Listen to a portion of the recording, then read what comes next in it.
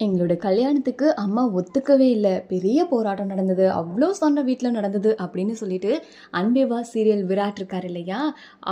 அவரோட வீட்ல நடந்த பிரச்சனைகள பத்தியும், கல்யாணத்துக்கு எவ்ளோ தடைகள் வந்துச்சு, அதை எப்படி தாண்டி இவ்ளோ சக்ஸஸ்ஃபுல்லா இருக்கோம், இவ்ளோ ஹேப்பியா கல்யாணம் பண்ணியிருக்கோம் அப்படின்ற விஷயத்த ரீசென்ட்டா ஒரு இன்டர்வியூல ஷேர் பண்ணியிருக்காரு. அன்பே வா சீரியல் மூலமா வருண் அப்படின்ற ரோல் நடிச்சு மக்கள் மனசுல இடம் பிடிச்சவர் தான் விராட். இவர் பார்த்தீங்கன்னா, தன்னோட நீண்ட நாள் காதலியான அவங்களும் பார்த்தீங்கன்னா, செலிபிரிட்டி மேக்கப் ஆர்டிஸ்ட் நவீனா சிவாஜி அப்படிங்கிறவங்கள கல்யாணம் பண்ணியிருக்காங்க. நவீனா சிவாஜி பற்றி ஆல்ரெடி நம்ம எல்லாருக்குமே தெரியும். ஆல்ரெடி அவங்களுக்கு கல்யாணமாக டிவோர்ஸ் ஆகியிருக்குது. அவங்களுக்கு ஒரு பெண் கூட இருக்காங்க அப்படின்னு.